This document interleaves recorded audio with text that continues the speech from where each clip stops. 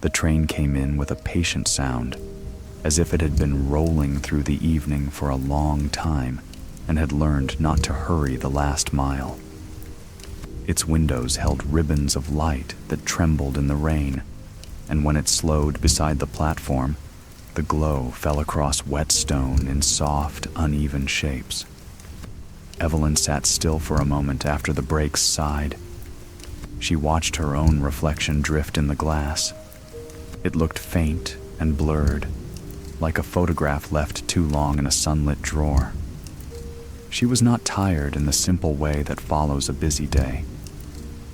She was tired in the deeper way that comes when the mind has carried something quietly for years and has only now been given permission to set it down. She rose when the other passengers began to move. There were not many of them. A man in a dark cap folded his newspaper with care. A young couple spoke low, their voices softened by the damp air and the smallness of the carriage. Evelyn reached for her coat and smoothed the lapel, the motion familiar and steadying. She lifted her suitcase from the rack. The handle was worn where her hand had held it through other stations and other seasons. The train door opened, and the cold touched her face. It was not a harsh cold. It carried the clean taste of distance and water, a hint of salt that seemed to arrive before the sea itself, like a messenger moving ahead of a larger truth. The platform was narrow and shining. Rain gathered in shallow pools and shivered with each new drop. Above, a lamp cast a honeyed circle of light, and the edges of that circle dissolved into mist. Evelyn stepped down and felt the ground solid beneath her. She stood for a moment under the canopy, listening. She heard the soft tapping of rain on metal. She heard the train's low, settling creaks. She heard, far off, a gull calling once, and then falling silent again. The air smelled of wet stone and iron and something faintly green, as if hedgerows had leaned in close during the day and left their breath behind. A small station sign stood near the end of the platform, its lettering darkened by damp. The place name meant less to Evelyn than the sensation of arriving. She had known all day that she would come here. She had not told herself why, not in clear terms. She had not made an argument or built a plan. She had simply felt a gentle tug in the background of her thoughts, like the pull of a tide that does not ask permission. For weeks, she had been folding laundry, washing cups, writing lists, answering polite questions, and in the midst of all that ordinary motion the tug had remained. It had waited with remarkable calm. It had never demanded. It had only persisted. Evelyn walked along the platform toward the exit. Her shoes made a small sound on the wet stone, and that sound seemed to belong here, as if the station had been expecting it. She passed a wooden bench that shone with rain. She passed a notice board with curled papers beneath glass. She passed a boy in a porter's coat, not much older than a teenager, who nodded to her with practiced courtesy. He did not offer help, and she did not ask. Some evenings were made for carrying one's own things. The station door opened to a quiet street, where puddles held the lamps in trembling reflection. Beyond the first bend, the town waited, modest and self-possessed, with low roofs and chimneys, and a thin veil of mist rising from the pavement. She followed the directions she had written on a small card. The handwriting was her own, neat and composed, yet she could not remember when she had written it. That was the first hint of strangeness, though it was a mild strangeness, like finding a familiar song on the radio at the exact moment you had been thinking of it. She crossed a small road, then another.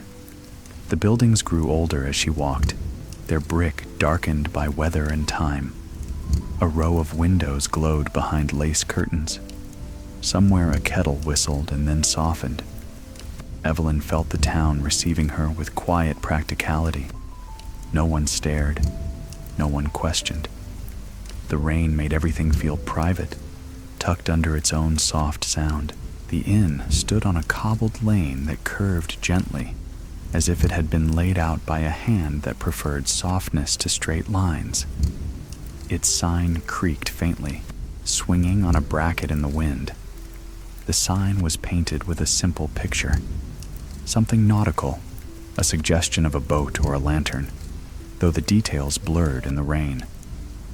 Evelyn paused at the door and looked at the warm pane of glass. Light lived inside. It was not bright light. It was the kind of light that came from shaded lamps and low fires, a light that did not wake the nerves. She opened the door and stepped in, and the air changed around her at once, holding the scents of wood polish, wool, and tea leaves. A woman behind the counter lifted her head. Her hair was pinned neatly. Her face carried the calm attentiveness of someone who had spent years watching strangers arrive with their own small burdens. "Evening," she said, and her voice had the mild cadence of the region, vowels rounded by weather and habit. Evelyn gave her name. The woman checked a book, ran a finger down a list, and nodded as if the matter had been settled long ago. "Yes," she said simply. "We've got you. Room 6, up the stairs, second door on the left." She slid a heavy key across the counter. The key was attached to a small wooden fob, polished by many hands. Evelyn took it, and for a moment the cool metal pressed into her palm with a strange certainty, like an object that remembers its purpose. She climbed the stairs slowly. The carpet was thick and quiet beneath her feet. The hallway smelled faintly of soap and linen. Her room was small but carefully kept, with a narrow bed, a wooden chair, and a window that looked out toward the town's darker shapes. Beyond the glass, rain combed the street in fine, steady lines. Evelyn set her suitcase down and stood without moving, as if listening for something more than sound. She did not hear a voice. She did not see a sign. Yet she felt, unmistakably, that the pace of her thoughts had changed. In her usual life, thoughts arrived in clusters. They overlapped. They demanded attention. Here, in this room, they seemed to arrive one at a time, and each one sat politely in its place. She took off her coat and hung it on the peg by the door. The fabric held a faint scent of train upholstery and cold air. She washed her hands in the small basin. The water ran clear and very cold, then warmed slightly, and that subtle change felt like kindness. Downstairs in the dining room, she drank a cup of tea that tasted of strong leaves and something floral, perhaps bergamot. She ate a slice of bread with butter that melted slowly. She listened to the low murmur of other guests and the soft clink of cups. She did not join any conversation. She did not need to. There was a comfort in being one among others without having to explain herself. When she returned to her room, she drew the curtains most of the way, but left a small gap. She wanted to see the street lamp's glow. It made a pale oval on the wet cobbles below, and the rain passed through it like fine thread. Evelyn undressed with the same deliberate care she used to fold a tablecloth after guests had gone, smoothing each edge, honoring the order of small actions. She slipped into bed and let the blanket settle over her. The mattress gave slightly beneath her weight. The room held a quiet warmth that did not press in. It only surrounded. She lay on her back and watched the ceiling fade into shadow. Her hands rested on her stomach. Her breathing slowed, not forced, simply guided by the steady sound outside. Rain could do that. It could gather scattered thoughts and return them to a single rhythm. Evelyn closed her eyes and felt the day recede. The train's motion became a memory. The platform's wet stone became a soft impression.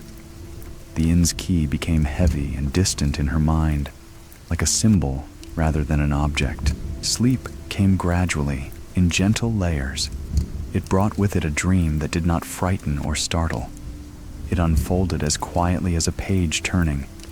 She saw a compass, old and pale, its face clouded as if with sea mist. The needle trembled, not with urgency, but with certainty. It turned in slow, deliberate arcs, ignoring every other direction as if none of them mattered. It pointed, again and again, toward the same unseen place, toward water, toward open air, toward the sea. Evelyn woke to a softer light than she expected. The rain had not stopped, but it had changed its manner, thinning into a fine mist that brightened the window, as if someone had drawn a pale wash over the glass. For a moment, she lay still and listened. The inn was quiet in the way old buildings could be quiet, with only the faintest creaks of settling wood and the hush of water slipping from gutters. Somewhere downstairs, a door closed gently. Somewhere farther away, a bell marked the hour with a patient sound that did not hurry the morning along. Evelyn's dream stayed with her like the lingering warmth of a cup held between the hands. The compass face had been clouded, the needle calm but insistent, turning toward the sea as if the sea were not merely a place, but an answer. She sat up slowly, letting her feet find the floorboards. The room was cool at the edges, warm at the center, and the contrast made her feel awake without being jarred. As she washed and dressed, she moved with the steady rituals of someone who had spent years making mornings behave. She buttoned her blouse, tied her shoes, and pinned her hair back in the familiar way, though she let one strand remain loose near her cheek, a small allowance to the day's softness. When she went downstairs, the dining room was nearly empty. An older man read silently by the window. A woman with a cardigan folded a napkin with careful fingers. The innkeeper brought Evelyn tea without asking, as if she remembered what had soothed Evelyn the night before. The tea's steam rose and vanished, and the sight of it made Evelyn think of the compass mist, the way the needle had seemed to breathe beneath the glass. After breakfast, she stepped outside into the town. Beverly held itself with a quiet dignity, the kind that did not depend on bright displays. Its cobbled streets shone with moisture, and the stones looked darker than their true color, as if rain had deepened them into something almost black. The houses leaned close together, brick and timber and plaster, their windows framed by small curtains that softened the view inside. A bicycle passed with a whispering sound over the wet road. A shopkeeper swept water from his threshold, not impatiently, but as a matter of gentle pride. Evelyn walked without haste, letting her attention settle on details she might otherwise have missed.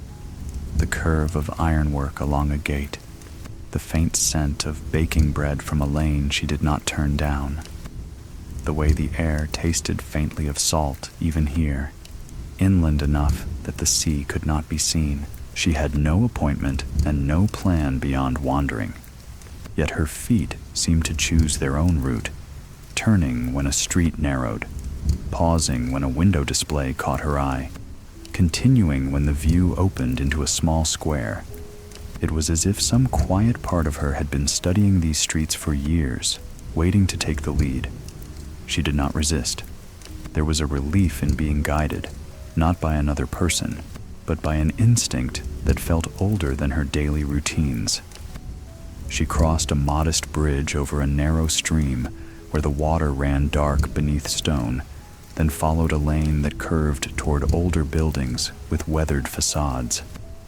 The rain began again, not hard, just enough to bead on her coat and gather on her lashes. That was when she saw the bookshop.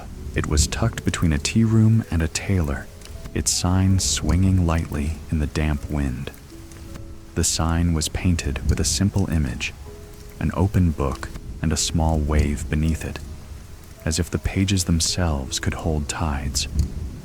The window was crowded with volumes stacked in gentle disorder, their spines faded into soft browns and greens, and between them were small objects that looked chosen for comfort rather than display.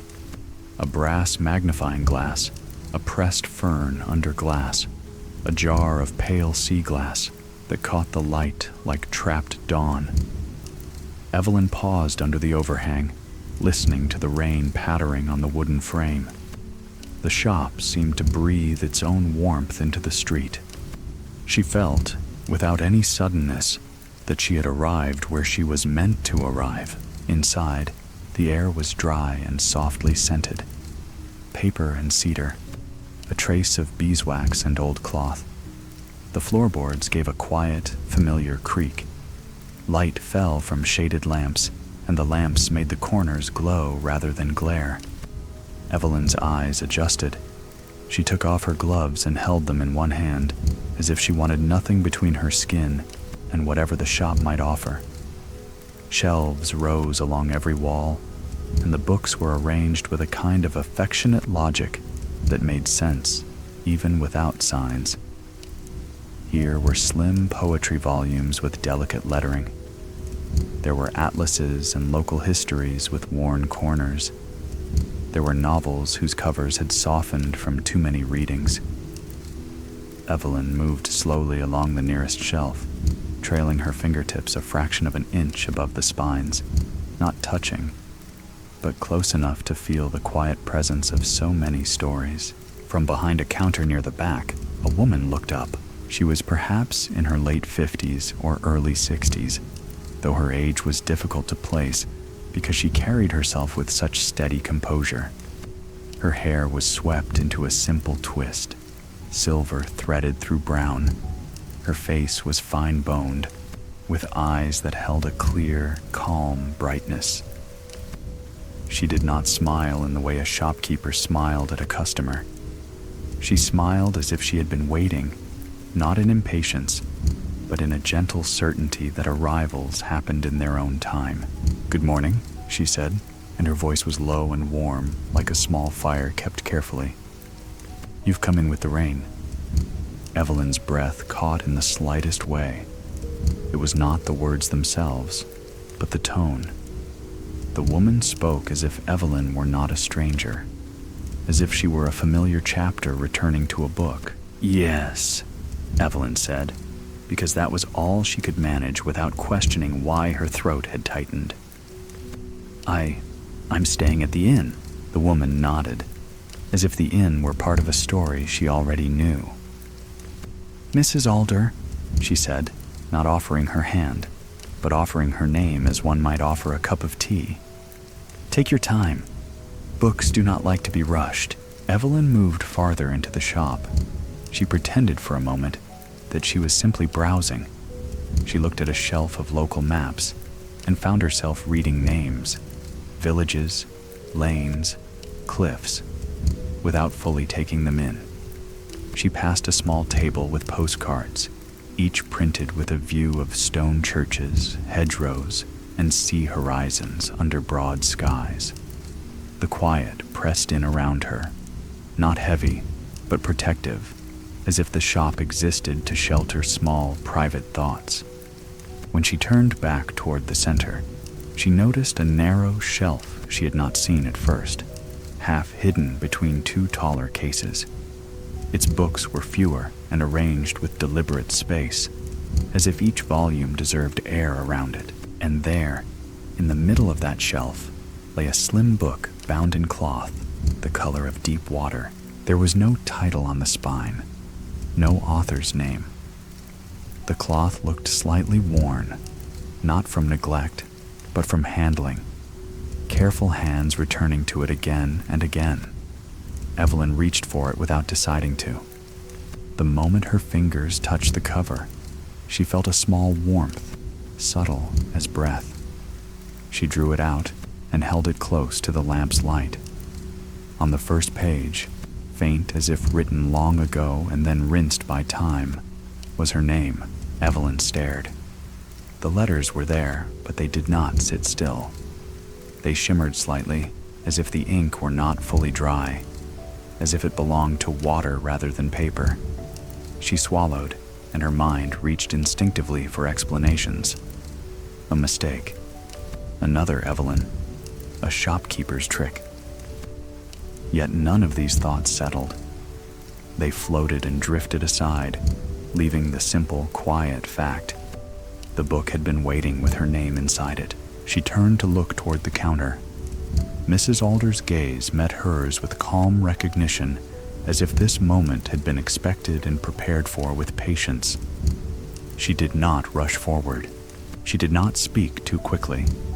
She only lifted a hand in a small, permissive gesture, the way one might nod at a bird approaching a feeder.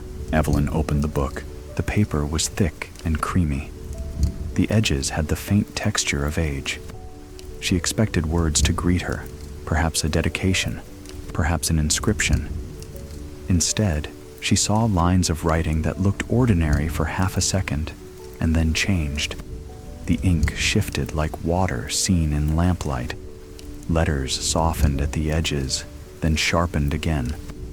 A sentence formed, dissolved, and formed once more, as if the page were trying to find the gentlest arrangement of meaning. Evelyn's breath slowed. Her hands steadied. She did not feel frightened. She felt, strangely, as if the book were alive in a quiet, courteous way, and that it was making room for her. On the page, the words settled long enough for her to read them. They did not command. They did not accuse. They simply offered. If you have come to listen, begin with the sound of rain. If you have come to remember, begin with the shape of the tide. Evelyn read the lines again, slower this time. The ink, having chosen its place, rested with a faint sheen, like a tide pool after a wave has passed.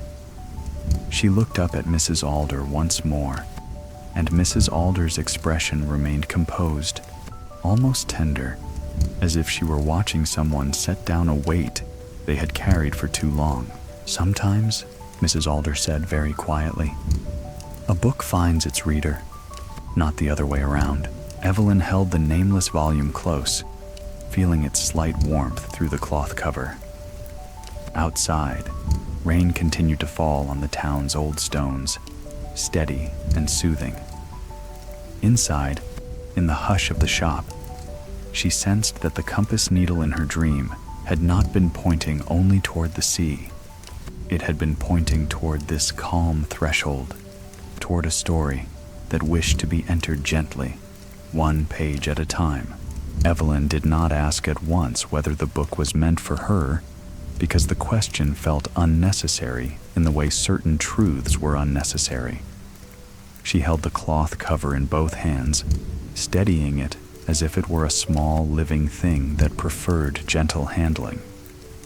Mrs. Alder came out from behind the counter at an unhurried pace, her shoes making the softest sound against the floorboards. She stopped beside Evelyn rather than across from her, as if the act of standing near was a kind of permission granted without fuss.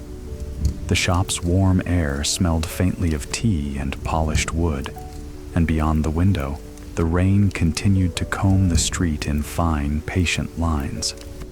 "You may sit if you like," Mrs. Alder said, nodding toward a small chair set near a low table where a lamp cast a pool of mellow light. "The words can settle better when one's feet are not rushing." Evelyn sat. The chair was firm and comfortable, upholstered in a faded fabric that looked like it had held many quiet hours. She placed the book on her lap and opened it again.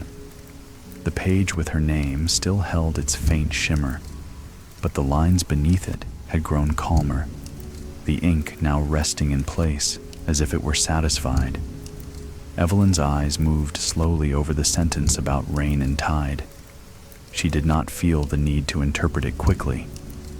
In her usual life, she had learned to solve things, schedules, problems, other people's moods, before they grew sharp. Here, she sensed, solving was not required, only receiving. Mrs. Alder lowered herself into the chair opposite, though she remained slightly angled as if she wanted Evelyn to have the central space. "It begins gently," she said, not quite explaining and not quite asking. It always does. Evelyn's fingers traced the edge of the next page. When she turned it, she expected another shifting sentence, another quiet instruction. Instead, she found a folded paper tucked into a pocket of the binding. The paper looked old, but not fragile, as if it had been made for carrying. Its surface held faint creases, the kind that came from being folded and unfolded with care. Evelyn slid it out slowly. The moment it left the book, she felt a small pulse of warmth, like the warmth of a stone left in sunlight. "It belongs with the volume," Mrs. Alder said, "but it is not quite inside it. You could call it an invitation." Evelyn unfolded the paper. A map lay within, hand-drawn in fine lines that were not perfectly straight and therefore felt more human. There were no bold borders, no hard distances. The marks suggested lanes, hedges, and gentle rises of land, but they seemed drawn from memory rather than measurement. Small symbols appeared where a cartographer might place a church or a stream, yet these symbols were unfamiliar. A small circle that looked like a closed eye, a curved line like a smile, a tiny star that might have been a stitch. At the bottom, where a legend might usually explain itself, there were only a few words written in the same faint ink that had shaped Evelyn's name. "Follow what feels quieter." Evelyn looked up, her brows knitting slightly in a confusion that was more curiosity than doubt. "This is not a map the way maps are meant to be," she said softly, as if speaking too loudly might disturb it. Mrs. Alder's mouth curved into a smile that contained no amusement, only understanding. "No," she agreed. "It is a map the way hearts are meant to be. It does not measure miles. It measures ease. It measures what you can carry, and what you might finally set down." Evelyn lowered her gaze again. The paper's texture felt warm, and the ink, when she tilted it toward the lamp, seemed to deepen. It did not run or smear. It simply grew slightly more present, as if the map had noticed her attention and responded with gratitude. She traced a line with her eyes, starting near a cluster of marks that might be the town, curving outward toward a blank space where the page was almost untouched. A symbol sat near that blankness, a small wave drawn very lightly. The compass needle in her dream turned in her mind. Rain, tide, sea. Evelyn's chest rose and fell with a slower rhythm. "Where does it lead?" she asked. Mrs. Alder did not point. She did not take the map from Evelyn's hands.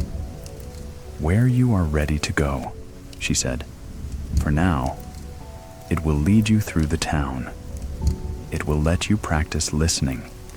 The land out there," and she nodded, not toward the shop's window but toward the idea of distance, "is very kind, but it prefers a quiet mind."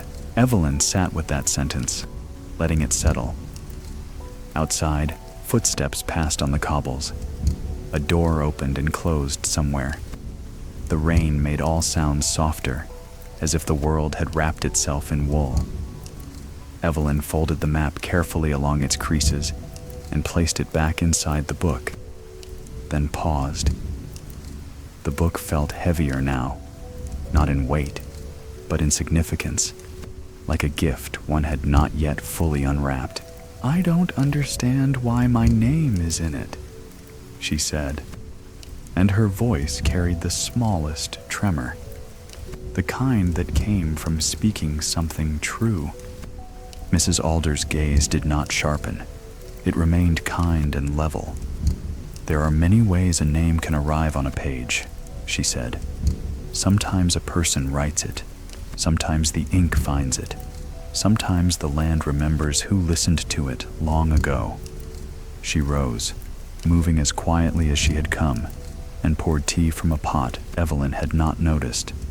The steam curled in the lamplight like a slow ribbon. Mrs. Alder set the cup down beside Evelyn's chair. "Drink," she added, and then walk. You will not need to force meaning. It will come like the tide comes. Evelyn drank.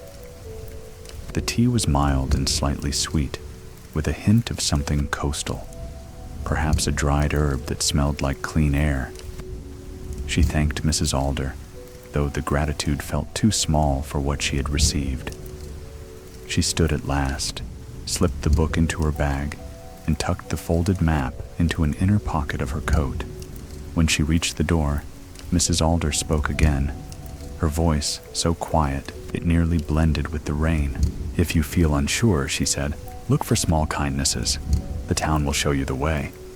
Outside, Beverly was washed clean by the continuing drizzle. The sky was a soft pewter, and the light seemed to come from everywhere at once, without any harsh angles. Evelyn walked with the book's weight resting against her side. She did not head toward any grand destination. She let her feet choose the next turn, as she had the day before. But now she carried a new awareness, that she was not only walking through streets, she was walking through a kind of listening.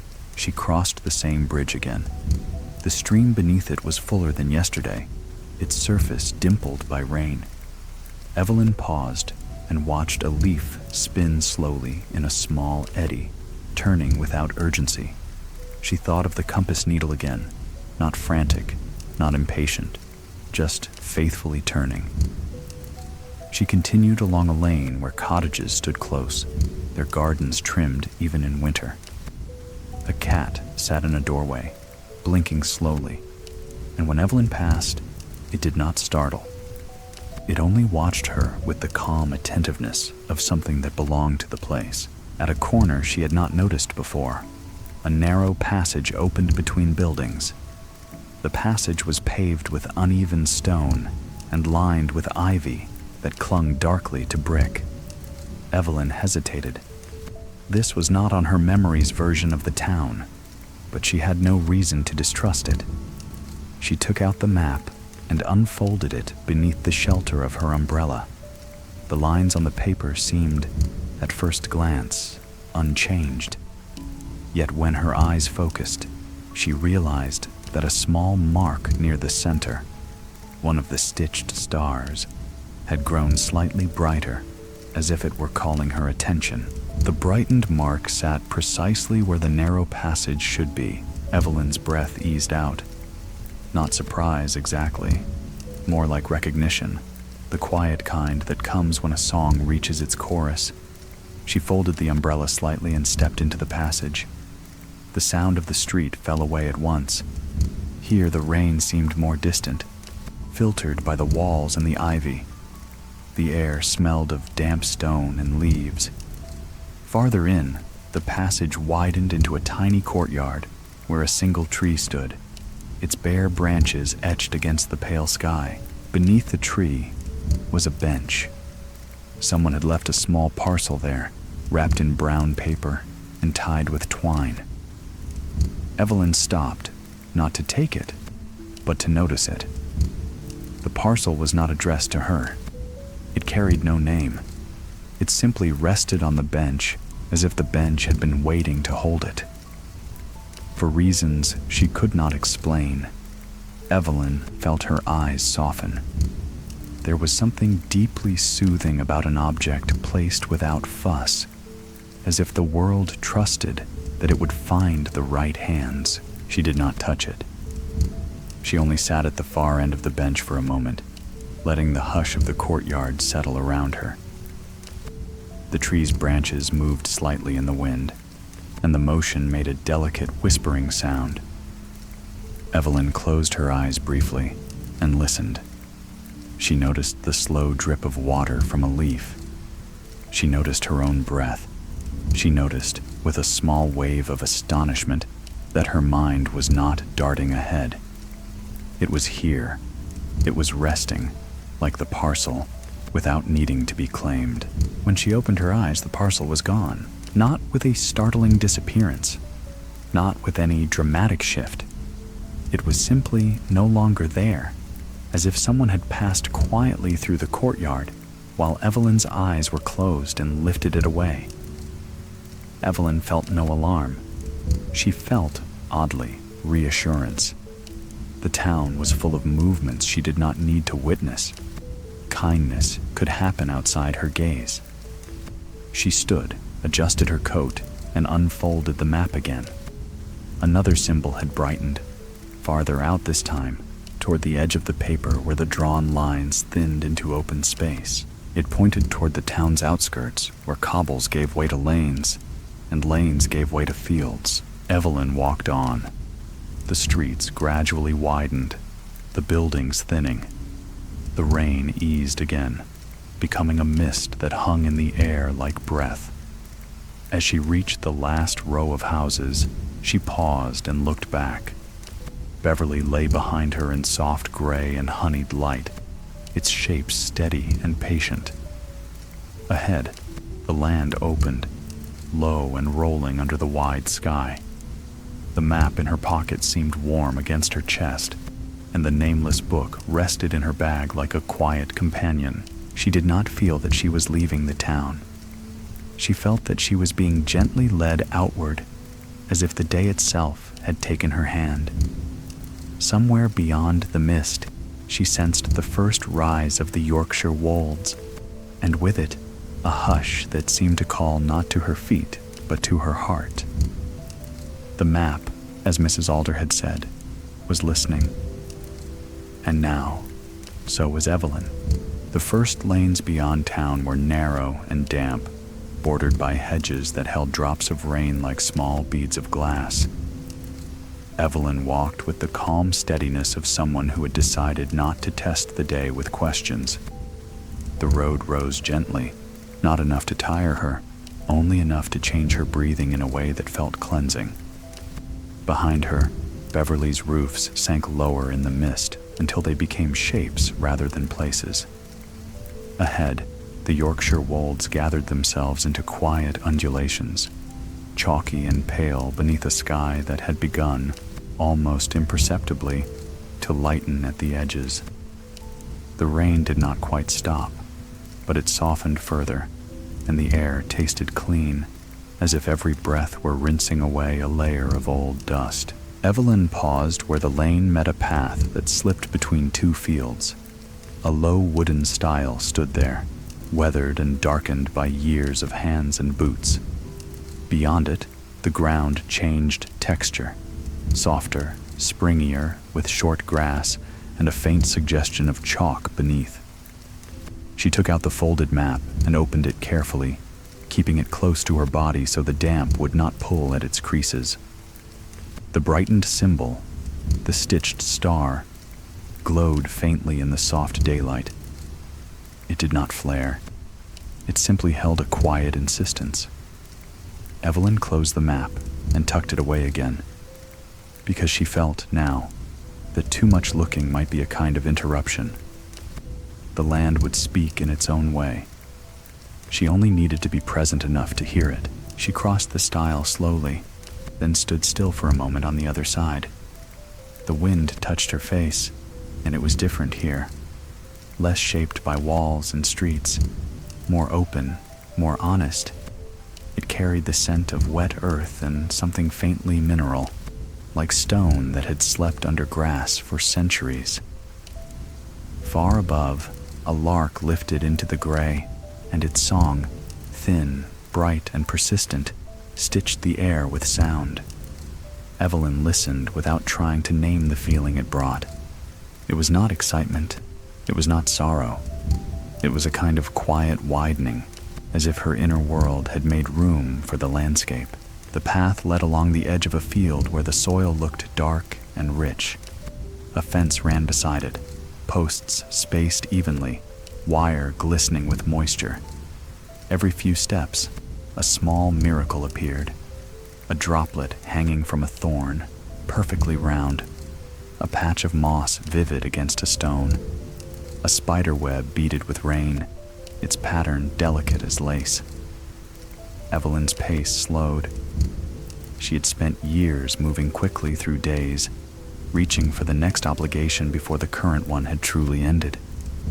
Here the path seemed to encourage slowness.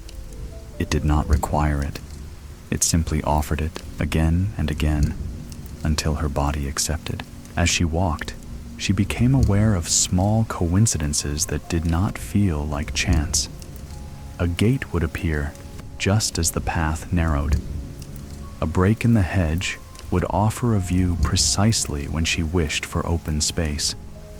Once, when she felt the faintest uncertainty, whether to follow a fork that bent left or right, a single feather drifted down and landed near the left-hand track.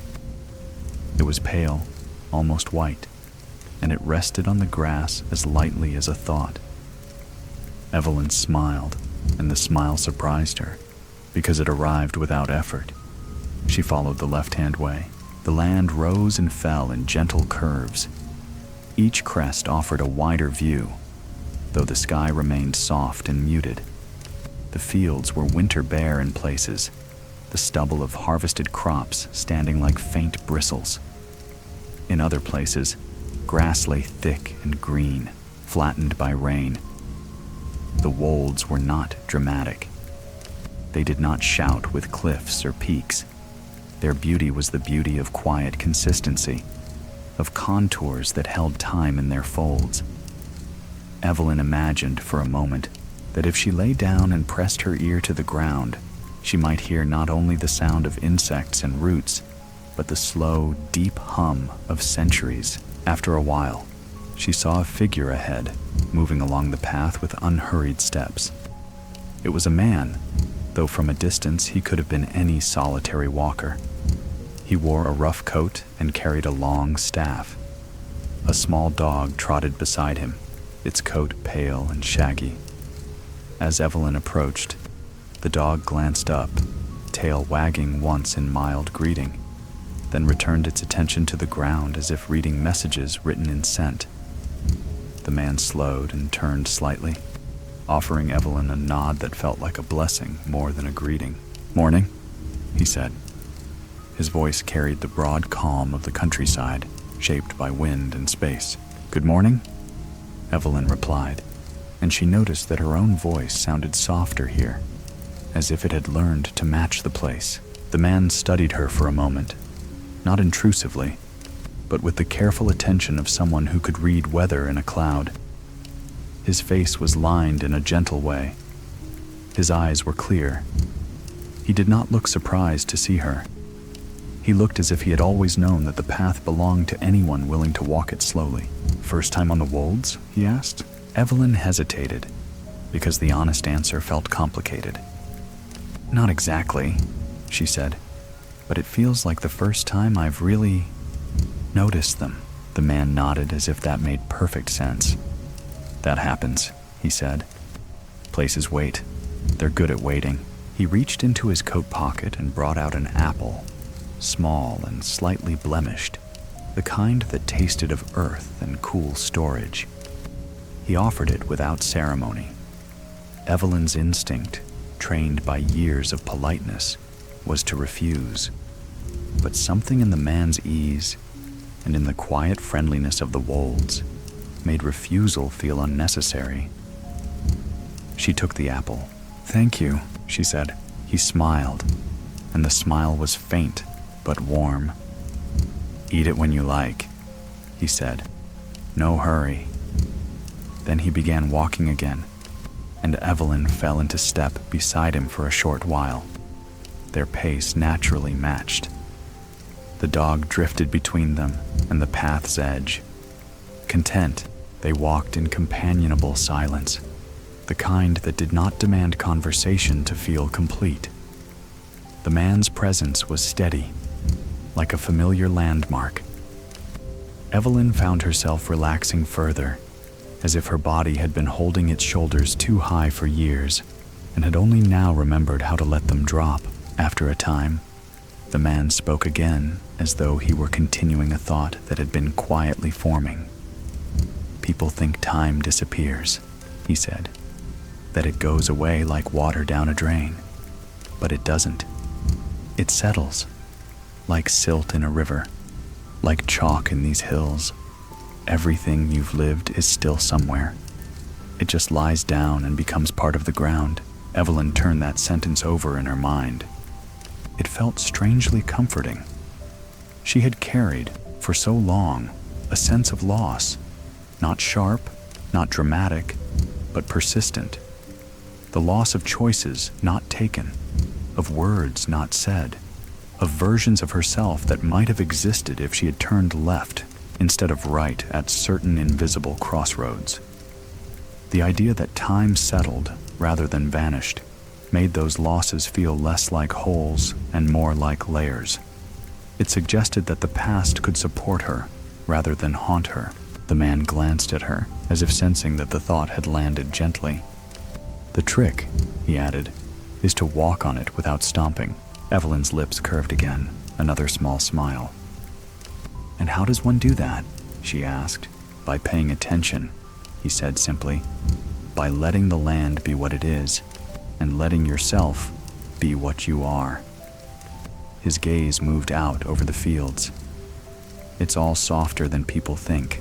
They reached a point where the path split, one branch turning toward a stand of trees, and the other continuing along open ground. The man slowed. The dog paused too, looking up as if waiting for the next instruction. The man pointed his staff toward the open path. "That way will take you higher," he said. "You'll see farther. Sometimes seeing farther is helpful. Sometimes it's enough just to feel the wind." Evelyn felt in her pocket the quiet warmth of the map. She did not take it out. She did not need to. Something in her had already chosen. "I think I'll go higher," she said. The man nodded, approving without judgment. "Then go," he said, "and take your time. The wolves will still be here when you arrive." He stepped back, letting her pass. As she moved onto the higher path, she heard him speak once more, almost as if he were speaking to the air rather than to her. "And if you meet yourself out there," he said, "be kind." Evelyn did not turn back. She only lifted a hand in farewell, and then she was walking upward alone again, though the loneliness felt different now. It felt chosen. It felt spacious rather than empty. The path climbed gradually. The sky began to thin, lightening into a pale wash that hinted at gold behind the gray. The rain finally stopped, leaving the world damp and shining. Evelyn's shoes brushed wet grass. Her breath rose in faint clouds. She took the apple from her pocket and bit into it. The taste was crisp and sweet, with a tang that made her mouth water. It tasted like clean beginnings. As she rose higher, the landscape unfolded. The fields spread out like patchwork, stitched with hedgerows and narrow lanes. In the distance, she saw a faint line of darker blue-gray that might have been the Humber or the far edge of sea-bound air. The wind carried the faintest salt again, and with it came a sense of being led, not pushed, not hurried, but guided toward something that was waiting in patience. She stopped at the crest of a gentle hill. The grass here was short and thick. A few stones lay scattered, chalky and pale. Evelyn stood with her hands in her coat pockets and let the wind move through her hair. Above her, the lark's song continued, a delicate thread of sound in the widening sky. For a moment, she felt the world's ordinary magic, dew glittering like stitched glass on a low bush, the quiet pulse of light growing behind the clouds, the land responding to her attention as if gratitude were a natural law. In the hush that followed, Evelyn sensed something else too. Not a voice, not an omen, but a gentle impression. She was being led toward a memory, yes, but not toward a memory that demanded explanation or repair. She was being led toward a memory that wished to be held like a warm cup, carefully, patiently, with both hands. The map in her pocket did not need to brighten further. The land itself had become the map, and Evelyn, at last, had become the kind of person who could read it. Evelyn walked on beneath a sky that seemed to be learning how to brighten. The gray had not left entirely, but it had softened, thinning in places until pale light seeped through like warm water through cloth. The wolds held that light with quiet grace. The grass, still wet from rain, reflected it in tiny scattered points. Evelyn's steps were steady and unhurried. She did not feel as if she were traveling toward an appointment. She felt as if she were letting the day unfold, one gentle fold at a time, and allowing herself to be carried within it. As the path rose and dipped, the wind came and went in calm breaths. When it lifted, it brought the faintest scent of chalk and distant water, and when it settled, the land felt hushed, as if every hedge and hollow were keeping a small secret. Evelyn's thoughts moved in the same rhythm. They did not rush forward. They drifted behind her like a shawl, close enough to be felt, light enough not to weigh her down. Occasionally, a memory would surface, an old train platform, a hand waving from a doorway, a voice calling her name across a room. And then it would sink again, not in sorrow, but in quiet acknowledgement. She was not here to argue with the past. She was here to stand beside it, calmly, the way one stands beside an old friend after a long silence. The map stayed in her pocket for a long while, warm against the lining. She did not need to look at it each time the path branched. Her body seemed to know which direction felt quieter, which turn offered more ease. Yet, when the path narrowed between two low ridges and the wind shifted, she felt a subtle change, like a small click in the air. It was the same sensation she had felt in her dream when the compass needle finally settled. Evelyn paused. She listened. The land did not speak in words, but it offered a sense of orientation, a gentle tug to the right, toward a rise that looked no different from the others except for a faint lightness on its crown. She took the right-hand track, and after a few minutes the ground began to show more chalk.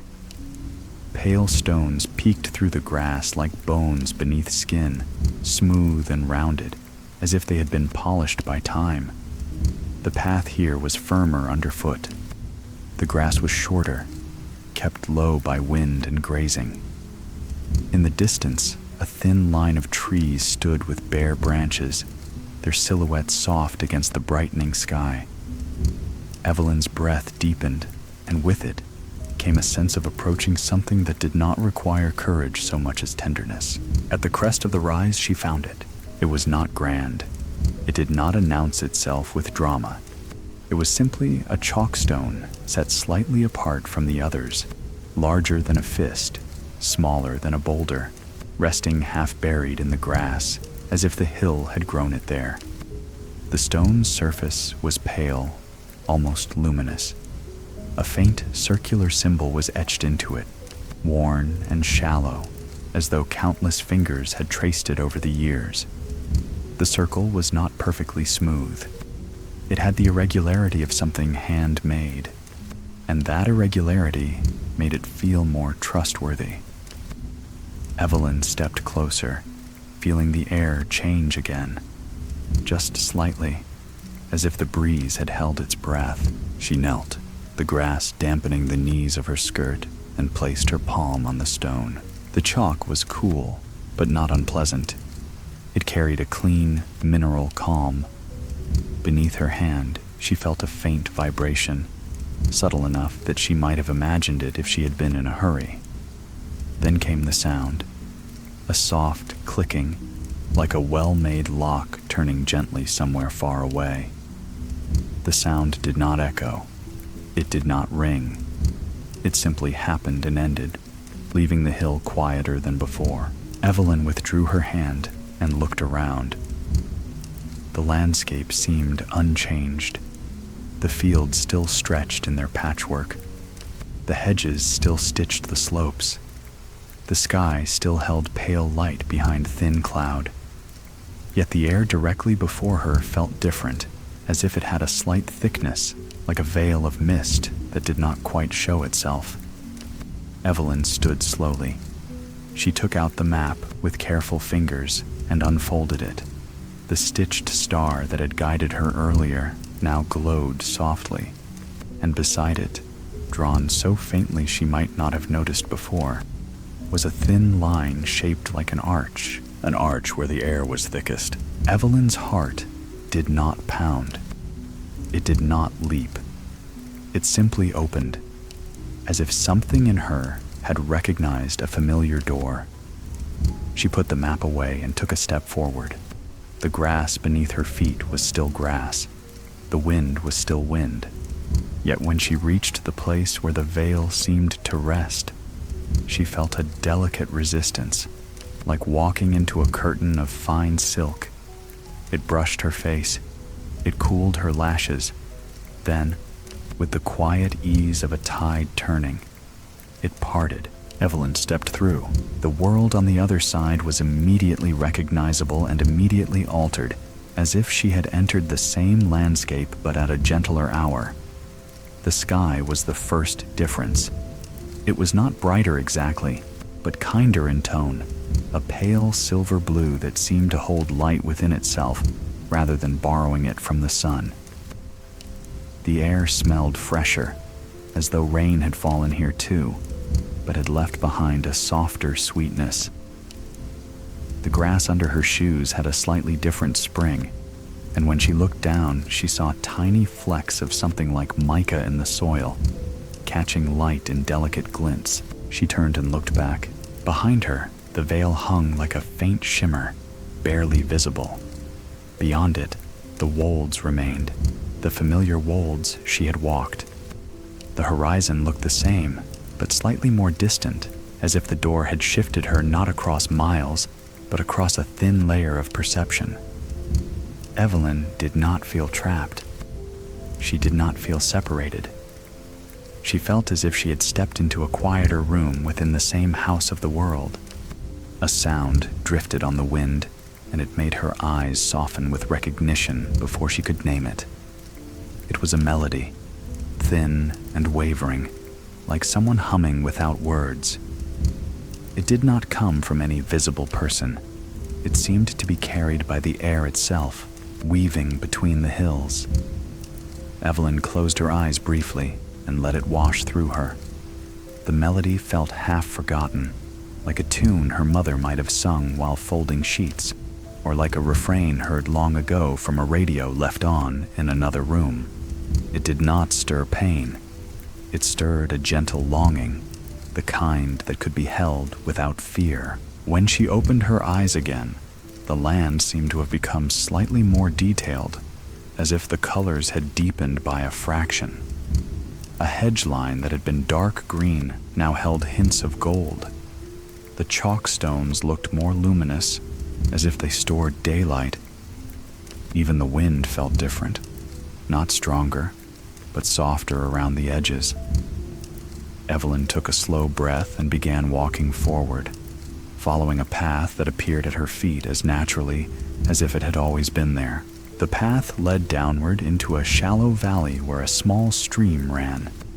The water was clear and moved with a gentle, whispering sound. Evelyn knelt beside it and dipped her fingers in. The cold was bright and clean. When she lifted her hand, droplets clung to her skin and shimmered, as if they carried tiny pieces of sky. She watched them fall back into the stream, each drop making a small ring that widened and disappeared. The simple sight soothed her more than she expected. She realized, with a quiet astonishment, how long it had been since she had watched something purely for the sake of watching. She continued on, and as she walked, she noticed subtle signs that the place was meant to be kind. A flat stone appeared where the path crossed muddy ground. A low branch lifted just enough for her to pass without ducking. The wind shifted when it grew too cool, wrapping itself around her like a shawl. She felt the presence of the book in her bag, and though she did not open it, she sensed that it approved in its silent way. The map remained in her pocket, warm and attentive. After some time, she reached another rise and paused. From here, she could see farther, and the view made her catch her breath, not from awe, but from quiet acceptance. In the distance, a faint line of blue-gray lay beneath the horizon, more definite now. Water, sea-bound air, a suggestion of coastline. Evelyn remembered the compass needle from her dream, turning toward the sea with gentle insistence. She understood that the door she had passed through was not an escape from the ordinary world. It was an invitation to approach it differently, to arrive at the sea not as a place to conquer or a view to collect, but as a presence to listen to. She sat on the grass and rested her hands in her lap. The world around her was still, yet alive with small movements, the tremble of a leaf, the shift of a cloud, the soft drift of a bird far above. Evelyn's mind, too, was still, and in that stillness she felt something settle. It was not an answer in words. It was a calm certainty that she had done the right thing by coming, by walking, by touching the chalk stone without demanding an explanation. Sometimes, she realized, one did not need to understand the mechanism of a door. One only needed to accept the gentleness of being allowed through. When she stood again, she did so with a sense of quiet readiness. The path ahead curved toward the distant hint of coast. The humming melody drifted once more on the wind, soft as breath. Evelyn began to walk, and with each step, the fantasy world, this calmer version of her familiar hills, received her without question, as if it had been waiting for her to arrive slowly, and to arrive at last, with her heart open. The path toward the coast did not feel long, though Evelyn knew she had walked for hours. Distance in this gentler world seemed measured by breath and attention rather than by miles.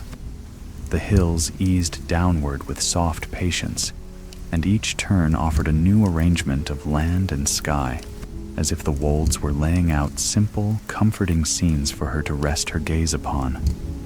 The air grew steadily more salted. It carried a cool clarity that touched the back of her throat and made her breathing feel newly rinsed. Somewhere ahead, unseen yet unmistakable, water waited. Evelyn walked in that direction without hurry, following the quiet pull that had guided her since the train platform, since the dream, since the nameless book had opened in Mrs. Alder's shop as if it had been waiting for her hands. As she neared the coast, the land changed texture. Chalk showed more often, pale and smooth beneath the grass. The wind strengthened slightly, though it remained gentle, more like a persistent hand at her shoulder than a force to be endured. The sky opened wider, and the light had a different quality here, less filtered by hedges and town walls, more direct, yet still soft, as if the sun had agreed to be considerate. Evelyn's thoughts stayed quiet. When they came in small pieces. The taste of the apple, the shepherd's calm voice, the clicking sound beneath her palm. They drifted through her mind like slow clouds, and then moved on. Then, as the path rounded a low ridge, she saw the sea garden. It lay in a shallow basin near the shore, where the land dipped toward tide pools and smooth stones. It did not resemble a formal garden with trimmed borders and labeled beds. It was a garden in the older sense, a place tended with quiet devotion, shaped gently rather than controlled. Wind-bent posts stood along the basin's edge, and from each post hung a lantern. The lanterns were not bright, not glaring. They glowed with a mild, steady light, the color of warm pearl, as if each one held a small moon. The light did not fight the daylight. It simply added a layer of calm, like an extra blanket on a cool evening. Between the posts, tide pools lay scattered like mirrors. The water in them was still, even though beyond, farther out, Evelyn could hear the sea's slow breathing. The pools glowed faintly too, lit from within by pale greens and blues. It was not a startling glow. It was the quiet luminescence of something alive that had never needed to announce itself. Smooth stones were arranged in gentle curves around the pools, forming paths that guided the feet without demanding obedience.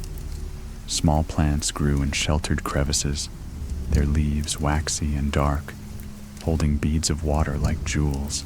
Evelyn stopped at the sea garden's threshold and simply stood. The sight did not excite her in the sharp way that novelty could. It soothed her. It made her feel that she had stepped into a place designed for listening. The lanterns swayed slightly in the wind, and their movement cast faint shifts of light across the stones. The shifting was slow and rhythmic, like the rise and fall of breath. Evelyn felt her shoulders loosen, felt her jaw unclench, felt the inside of her chest become wider, as if she had been holding herself too tightly for years and had only now been reminded that she could soften. A figure moved among the lantern posts. The person's clothing was plain, a long coat the color of weathered gray, and their hair was dark and neatly kept. From a distance, Evelyn could not tell the person's age or even their gender with certainty. The figure carried a small pole with a hook at the end, and with it they adjusted a lantern's chain, lifting it slightly so it hung straight. The motion was careful and unhurried, like someone arranging a room for guests who might arrive at any moment. When the lantern was settled, the figure stepped back and tilted their head, as if listening to the lantern's quiet hum of light. Evelyn's feet moved forward before she fully decided to approach. She walked along the stone path, hearing her own steps soft against damp rock. The figure turned at last, and when their gaze met hers, Evelyn felt an unexpected ease. There was no surprise in the expression she saw, only recognition, gentle and calm. "Welcome," the figure said. Their voice was low even, and carried the softness of someone who had spoken slowly for a long time. "You've come at a quiet hour." Evelyn nodded. "I didn't know this place existed," she said, and the words sounded like an admission and a relief at once. "It exists," the figure replied, "for those who need it." They lowered the pole and rested it lightly against a post. "Some call it the sea garden. I call it a resting place for wandering thoughts." Their gaze moved briefly to Evelyn's bag, as if they could sense the book inside, and then returned to her face. "I am the lantern keeper." Evelyn did not ask how that could be a title, or who had given it. In this world, names seemed to emerge naturally, the way the tide emerged. "I'm Evelyn," she said, and the simplicity of saying her name here felt like setting a small stone on the ground. Quiet, deliberate, complete. The lantern keeper inclined their head. "Evelyn," they repeated, as if tasting the sound with care. "Would you like to walk among the pools?" "Yes," Evelyn said, and then added, because honesty came more easily here, "I think I would." They began to walk together along the curved stones. The lantern keeper's pace was slow, and Evelyn matched it without effort. The wind moved through the posts, making the lanterns chime softly, not with metal, but with a faint sound like glass touched gently.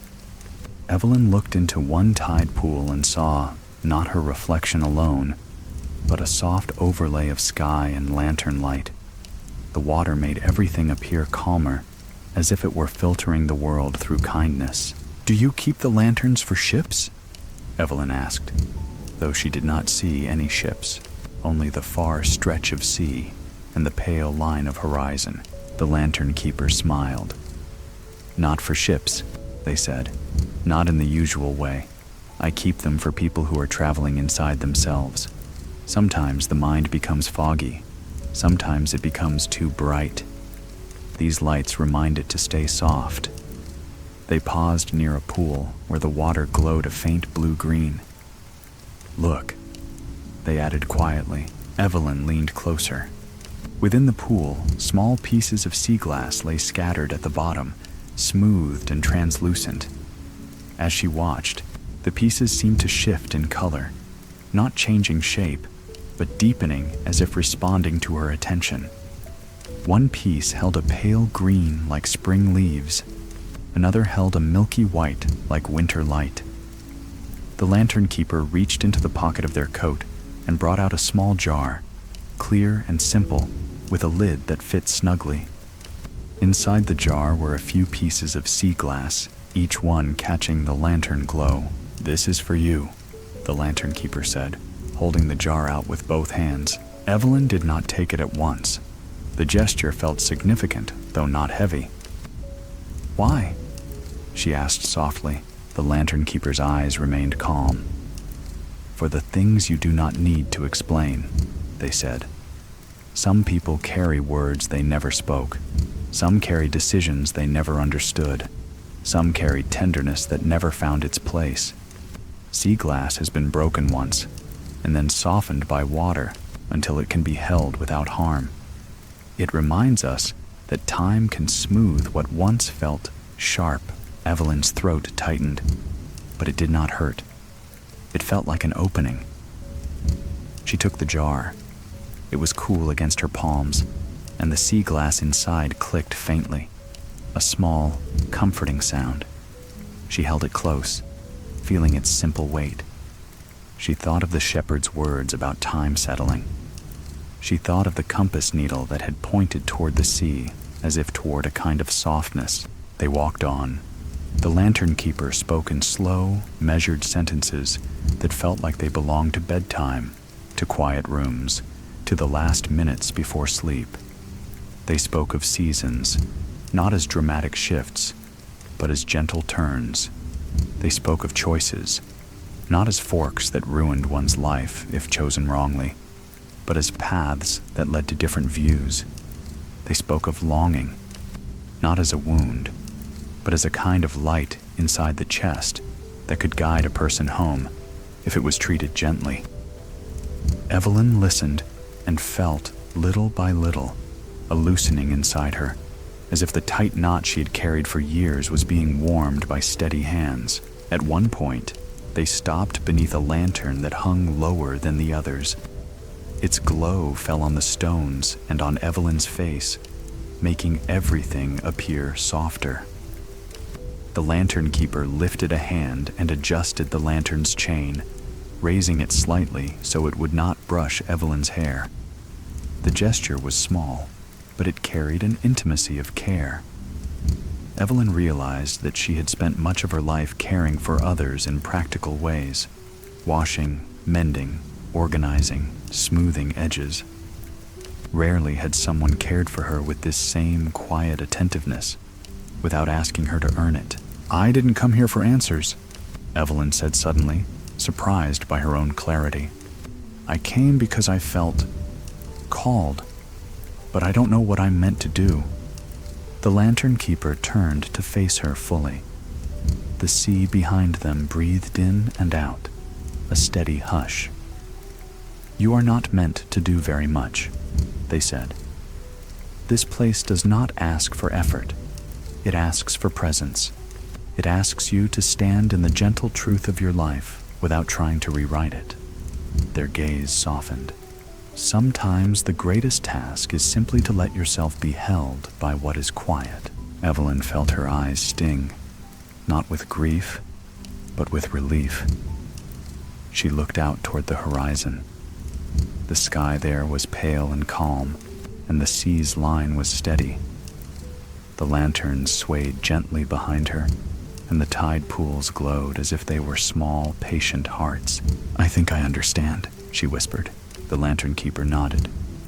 "Then rest here a little," they said. "Let the wind carry away what you no longer need." They gestured toward a smooth stone bench set near the edge of the sea garden, shaped as if by water and time. Evelyn sat, the jar of sea glass in her lap.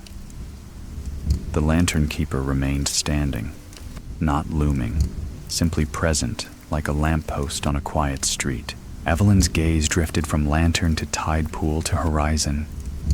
Her breathing slowed. The world felt composed around her. The fantasy realm had not taken her away from herself. It had returned her to herself, but in a softer light. And as she sat in the sea garden, listening to the sea's gentle breath and the lantern's faint chime, she sensed that the next step on her map would not be an ordeal. It would be another kindness, unfolding at its own calm pace, leading her deeper into a story that wanted, above all, to soothe. Evelyn remained in the sea garden until the light changed in a way she could feel rather than see. The lanterns kept their soft glow, but the air cooled by a degree, and the wind became more settled, as if it had finished speaking for the moment. She rose from the stone bench with the unhurried care of someone leaving a quiet room in a beloved house. The jar of sea glass rested securely in her bag, and its gentle weight felt reassuring, as though she carried not an object, but a permission to hold what had once been sharp, now softened into something safe. The lantern keeper walked with her to the edge of the basin, where the lantern posts stood in a loose, patient line. Up close, Evelyn could see that each post bore small marks made by weather and time, and that the lantern chains had been mended more than once, repaired with care rather than replaced. The lantern keeper paused and looked out toward the sea for a moment, as if taking the measure of the tide's mood. Then they turned to Evelyn with the same calm attention they had offered since her arrival. "The next place is quieter still," they said. "Not quieter like silence. Quieter like a drawer that has been closed gently for many years." Evelyn felt her breath deepen. "Does the map know the way?" she asked, though she already sensed the answer. The lantern keeper's expression softened. "The map listens," they replied, "and now you are listening too. That is usually enough." They lifted a hand, palm open, in a gesture that was both farewell and blessing. "Walk inland a little. You will find a path where the stones look as if they have been washed clean. Follow it until you see a cottage with curtains the color of dried roses. Do not knock loudly. That house prefers to be approached as one approaches a sleeping child." Evelyn nodded. She did not feel nervous. She felt gently curious, the way she might have felt as a girl opening a book she had been saving for a quiet afternoon. She thanked the lantern keeper, and though her words were simple, the gratitude beneath them was deep. The lantern keeper returned her thanks with a small inclination of the head, then turned back toward the lanterns, as if their tending was a kind of prayer that needed no audience. The path inland was easy beneath Evelyn's feet. It rose slightly, then leveled into a stretch of ground where the grass was shorter, and the chalk stones lay scattered like pale shells. The air still smelled faintly of salt, but now it carried a hint of something else. Wood smoke, perhaps, or the clean, dry scent of old paper. Evelyn walked at the pace her body preferred. She did not hurry to reach the cottage. She allowed the walk itself to be part of the softness, part of the settling. Occasionally she took out the map, not to demand direction, but to confirm what she already felt. Each time she unfolded it, the lines seemed a shade clearer, and a small symbol, a closed eye within a circle, held a mild glow, as if indicating a place meant for rest. After some time, she saw the washed clean stones the lantern keeper had described. They formed a narrow path that curved gently between low hedges. The stones were pale and smooth, and their damp surfaces reflected the sky in a faint sheen. Evelyn stepped onto them and immediately felt the world grow stiller, as if the path carried its own hush. The hedges leaned in, sheltering her from the wind. The air grew calmer. Her thoughts, already slow, became slower still. and she found herself breathing as if she were preparing for sleep rather than for discovery. The cottage appeared as naturally as a thought surfacing at the right moment. It sat slightly back from the path, tucked behind a small garden enclosed by a low stone wall. The curtains in the front windows were indeed the color of dried roses, faded but warm, and the house itself looked neither grand nor neglected. It looked patiently kept, as if someone had been caring for it in small, consistent ways, sweeping the step, oiling the hinges, dusting the windowsills. A single lantern hung beside the door, unlit in the daylight, but still present, like a promise for evening. Evelyn approached the gate and rested her hand on the latch. It was cool beneath her palm, and for a moment she felt that faint click again, the gentle sound of a lock turning somewhere far away.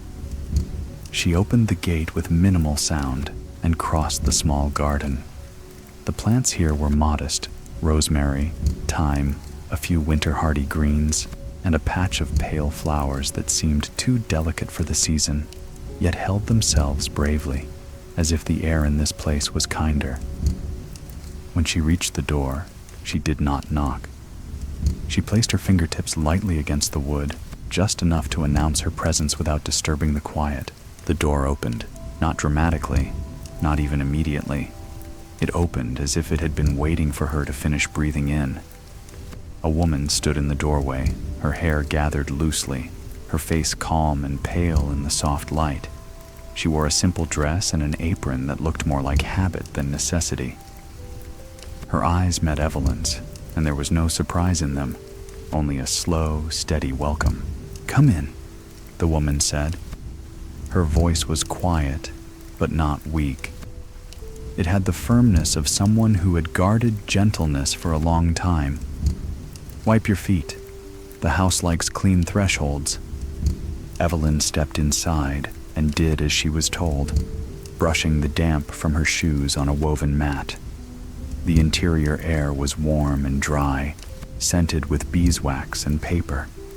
The walls were lined with shelves, and on those shelves were not books, but letters, stacks of envelopes, bundles tied with ribbon, boxes arranged with careful order. A small fire burned in the hearth, low and steady, more glow than flame. The light in the room was soft, and it seemed to fall without shadows, as if the house preferred not to emphasize sharp edges. Evelyn's eyes widened slightly. The volume of letters was astonishing, yet it did not feel overwhelming. The stacks were neat. The ribbons were gently colored. Nothing seemed frantic or abandoned. Everything looked as though it had been placed with intention and then allowed to rest. The woman closed the door behind Evelyn with a quiet click.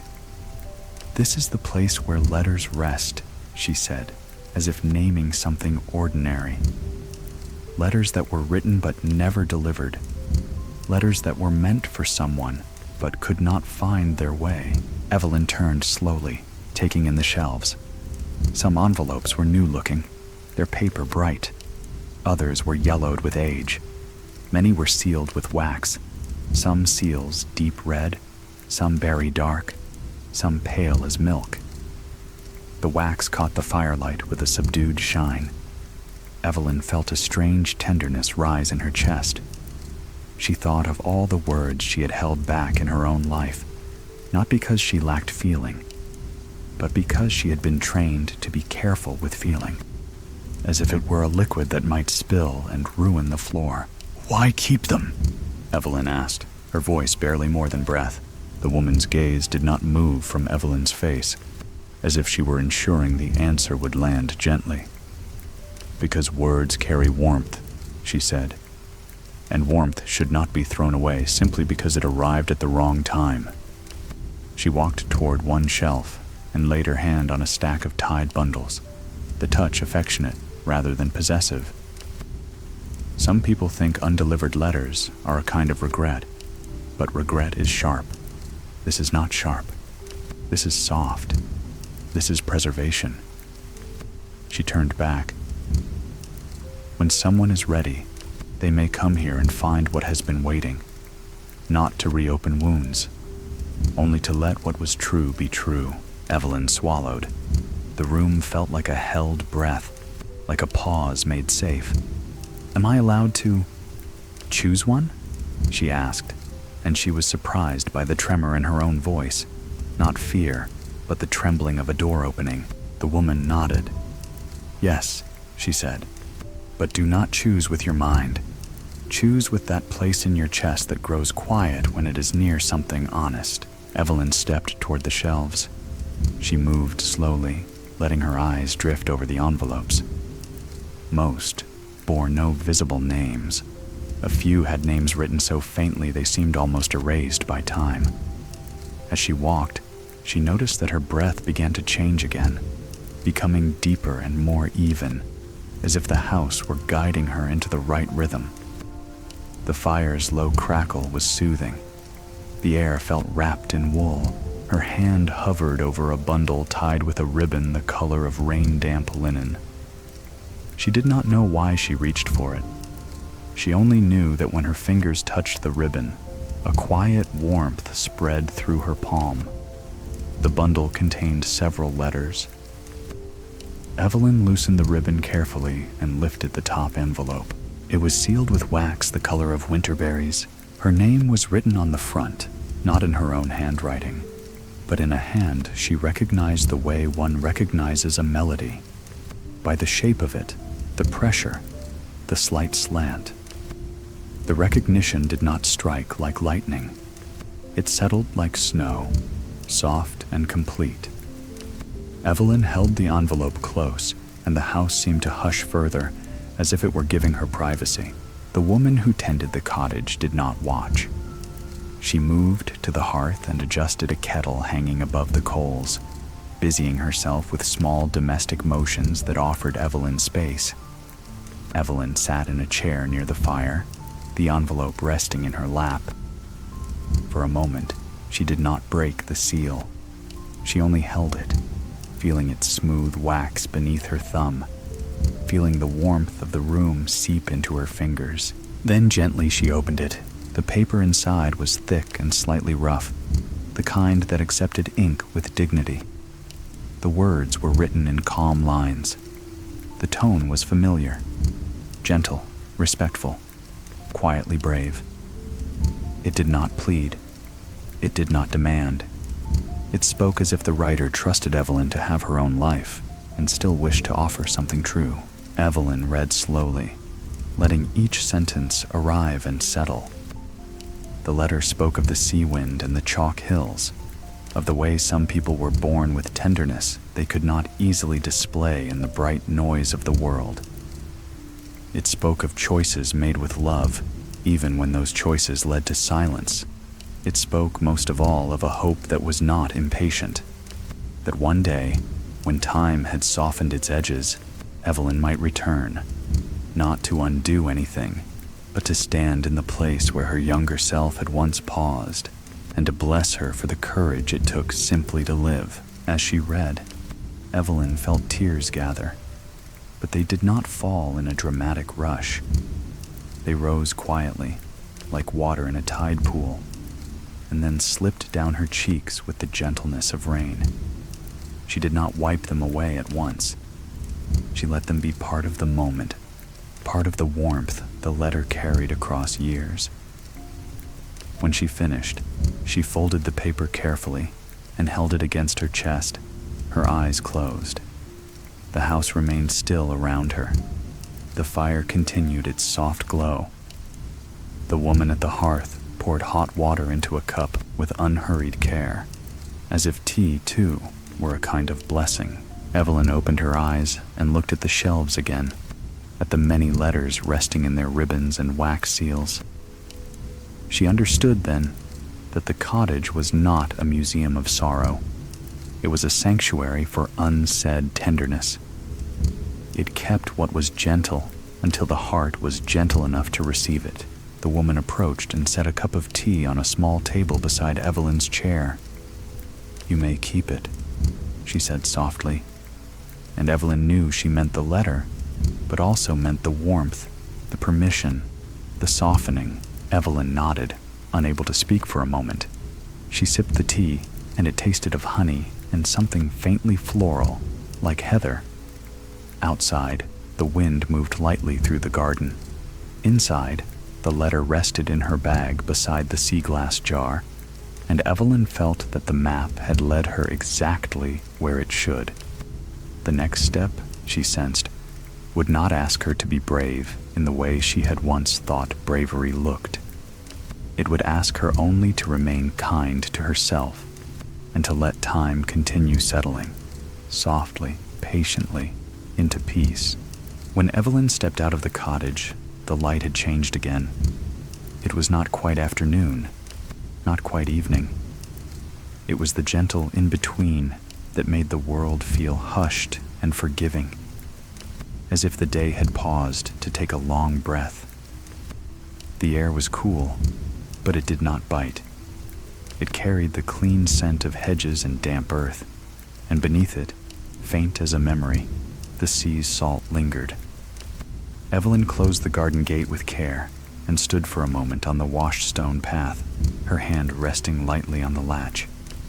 She felt steadier than she had felt in a long time, not because something had been solved, but because something had been allowed to be true. The letter lay in her bag, folded neatly, its presence warm and quiet. She could feel the jar of sea glass beside it, the pieces inside shifting with a soft click when she moved. Those two small weights, paper and glass, seemed to balance her, as if they were stones set carefully in a pocket to keep a person from drifting. She took out the map and unfolded it beneath the open sky. The lines were clearer now, the ink settled and calm.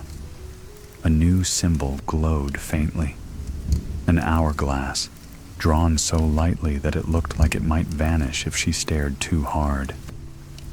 Near it, a small curve like a smile. Evelyn folded the map again and began walking.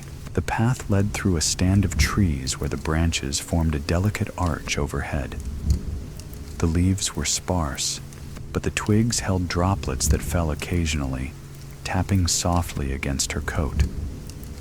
The sound was gentle, like someone knitting in a quiet room. Beyond the trees, the land opened into low fields, and in the distance, Evelyn saw a house that seemed both near and far, as if it existed in that tender place where imagination and memory overlap. The house was modest, with pale walls and a roof darkened by weather. Smoke rose from its chimney in a thin, steady line. As Evelyn approached, the air grew warmer by degrees, and she began to smell tea before she saw the door. The door stood open, just slightly, as if the house were expecting someone who did not need to knock. Evelyn stepped inside and found herself in a small parlor that looked as though it had been arranged for comfort rather than display. A rug lay on the floor, worn in the places where feet had passed often. A sofa sat near a low table, and on the table was a tray with a teapot and cups, their porcelain lightly patterned with tiny blue flowers. A fire burned low in the hearth, less for heat than for softness, its glow steady and unhurried. Above the mantel, where a clock might usually hang, there was indeed a clock, but it was not the sort she had known all her life. It was an hourglass clock. A wooden frame held two bulbs of clear glass. Fine sand flowed from the upper bulb to the lower in a slow, constant stream. The sand was pale, almost gold, and as it fell, it made no sound. Yet Evelyn could feel its quiet movement in the room, as if time here was not measured by ticking, but by settling. When the upper bulb emptied, it did not flip itself with a sharp motion. Instead, the glass seemed to breathe, and the sand began, without haste, to flow upward again, reversing as naturally as a tide. Evelyn stood in stillness, watching, her breathing matching the calm rhythm of the falling sand. "You're right on time," a voice said, and the words held gentle humor without teasing. Evelyn turned. 3 women were seated near the fire, arranged as if they had been speaking softly and had simply paused to include her. They were not dressed in any dramatic fashion. Their clothes were simple, comfortable, the colors muted and warm. Soft gray, deep blue, a shade like dried roses. Their faces were different, one with a narrow, thoughtful look, one with round cheeks and kind eyes, one with a calm, steady gaze that seemed to hold the room's quiet. Yet as Evelyn looked at them, she felt a strange familiarity, not because she recognized them as individuals, but because they felt like the kind of women she could have known at different points in her life. Women who would have offered a cup of tea without asking for a story first. "Hello," Evelyn said softly, and her voice sounded small in the warm hush, but not out of place. The woman with round cheeks rose first. She moved toward Evelyn with a light, steady step and took Evelyn's coat gently, as if the coat were tired and deserved to be put away properly. "Come in," she said. "Sit down. Warm your hands. Let the day rest its weight on the floor." Evelyn sat on a chair that seemed to accept her without stiffness. The cushion was firm enough to hold her upright, soft enough to allow her shoulders to drop. The woman poured tea into a cup and placed it in Evelyn's hands. The cup was warm, and the warmth moved into her palms and up her wrists, spreading like reassurance. The tea smelled faintly of bergamot and honey, and beneath it, something like dried chamomile. The 3 women settled into their seats again. The thoughtful-faced woman folded her hands and looked at Evelyn with calm attention. "We don't ask you to explain," she said, as if answering a question Evelyn had not voiced. "We only ask you to sit with yourself kindly." Evelyn's throat tightened slightly. "I don't know how to do that," she admitted, surprised by her own honesty. "I've been kind to other people. I've kept things running. I've managed. But sitting with myself feels like opening a cupboard that has been shut too long." The woman with the steady gaze nodded slowly. "Then we will open it gently," she said. "Not to empty it out, not to judge what's inside, only to let the air move through." Evelyn looked toward the hourglass clock. The sand continued its steady fall, then its steady rise, as if the room had its own breathing. The sight made her think of the shepherd's words, time settling, becoming part of the ground. It made her think of sea glass, softened by water. It made her think of the letter in her bag, its words patient and unhurried.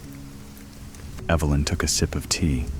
The warmth traveled down her throat, and she felt her body answer with a quiet release. The woman with round cheeks smiled and reached toward a small basket near her chair. From it, she took a folded quilt stitched in squares of gentle color. She shook it out and laid it across her lap, then patted the fabric. "Life is like this," she said softly. "Not one perfect cloth, a quilt, pieces stitched together, some squares bright, some worn, some patched in a hurry, but it holds warmth. Even the imperfect stitches hold warmth." Evelyn watched the quilt's pattern. The squares were not symmetrical. The colors did not match perfectly. Yet the whole of it felt comforting, honest.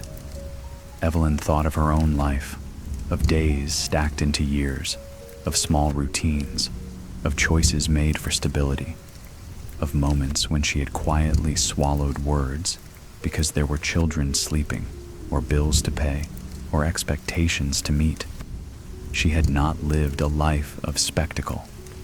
She had lived a life of steady tending, and yet the part of her that had once dreamed, once longed, had never vanished. It had simply waited. The thoughtful-faced woman leaned forward slightly. "Tell us," she said. "Not what you wish you had done, but what you were trying to protect." Evelyn blinked. The question was so gentle it surprised her. It did not ask for confession. It asked for understanding. Evelyn let her eyes lower to the cup in her hands. The tea's surface trembled faintly with her breath. "I was trying to protect my children," she said slowly, "and my home, and my sense of being safe." She paused. "I was trying to protect myself from the kind of longing that could undo everything." The steady-gazed woman nodded, as if receiving this truth with respect. "And did the longing undo everything?" she asked, still gentle. Evelyn shook her head. "No," she admitted. "It didn't. It stayed. It was there like a light I refused to look at directly. I thought that if I ignored it, it would go out. But it didn't go out. It just made shadows sometimes." The woman with round cheeks touched her own chest lightly, as if acknowledging something in her body too. "Longing is not an enemy," she said. "It is a lantern in another form. It shows where tenderness lives." Evelyn's eyes filled again, but the tears felt softer now, less like grief and more like thawing. The room did not push her to cry. It simply allowed her to feel. She took another sip of tea, and the warmth steadied her. The thoughtful-faced woman reached for a small dish on the table and slid it toward Evelyn. On the dish were 3 sugar cubes, each shaped slightly differently, as if handmade. "Choose one," she said. Evelyn looked at them. One cube was plain. One had a tiny star pressed into its surface. One had a faint swirl. Evelyn did not think too hard. She chose the one with the swirl and dropped it into her tea. It sank slowly, dissolving. The tea turned slightly sweeter. Evelyn watched the swirl of sweetness spread, and the sight felt like a small lesson. Even change could be gentle if it was allowed to dissolve slowly. The steady-gazed woman spoke again, her voice as calm as the hourglass's flow. "You are not here to change what has been," she said. "You are here to bless what has been, to see your past not as a courtroom, but as a quilt, a warm, stitched thing. You can lay your hand on it and feel gratitude, even for the squares that were difficult." Evelyn let that idea settle. Bless what has been, not erase, not rewrite. Bless. The word felt like a soft cloth placed over a sharp corner. It did not deny the corner existed. It simply made it safer to touch. The hourglass clock's sand reversed again. The motion was so smooth, it felt like a lullaby in visual form. Evelyn realized that her breathing had become deeper, quieter. Her shoulders had dropped. Even her hands, wrapped around the cup, felt less tense. The 3 women watched her not with expectation, but with quiet satisfaction, as if their task was simply to sit with her until her nervous system remembered it was allowed to rest. The woman with round cheeks rose and adjusted the fire with a small poker, coaxing it into a slightly brighter glow. "You'll leave when you're ready," she said, as if naming a fact rather than giving permission. "No one will push you. The door will appear the way it always does, when your heart is soft enough to see it." Evelyn looked toward the room's far wall and noticed only then a small mirror hung there. It was not large. It was not ornate. Its frame was plain wood, yet the mirror's surface did not reflect her sharply. It reflected her gently, as if it were looking at her with kindness. Evelyn met her own eyes in the glass and felt something new. Not pride, not regret, but a quiet compassion for the woman she had been at every age. She turned back to the 3 women and found them watching her with steady warmth. The thoughtful-faced woman gave a small nod. The steady-gazed woman's mouth softened into a faint smile. The round-cheeked woman lifted her cup in a small toast. "To the parts of you that endured," she said quietly, and to the parts of you that still dream. Evelyn lifted her cup in return. The tea warmed her from the inside. The hourglass clock breathed its slow rhythm above the mantel. Outside, the wind brushed the house's walls with a soft hand. Inside, Evelyn felt the fantasy realm doing what it seemed designed to do. Not to sweep her away, but to return her to herself with tenderness, so that when the time came to step back through the doorway, she would carry not a burden, but a quiet, durable peace. Evelyn left the parlor as softly as she had entered it. There was no clear moment when the visit ended, no formal goodbye that cut the warmth into pieces. It was more like the hourglass clock itself, a slow shift, a quiet settling, a feeling of completion that arrived gently rather than with suddenness. The three women rose with her, their movements unhurried, and the woman with the round cheeks placed Evelyn's coat around her shoulders, as if she were fastening a shawl for a friend who was stepping out into cool evening air. The thoughtful-faced woman smoothed the edge of the quilt on her lap and then touched Evelyn's hand with a brief, warm pressure, a small gesture that seemed to say, "You have done enough." The steady-gazed woman simply nodded once, slow and sure, and in that nod, Evelyn felt an assurance that she could carry beyond the room. At the doorway, Evelyn paused and looked back. The fire still glowed in its low, steady way.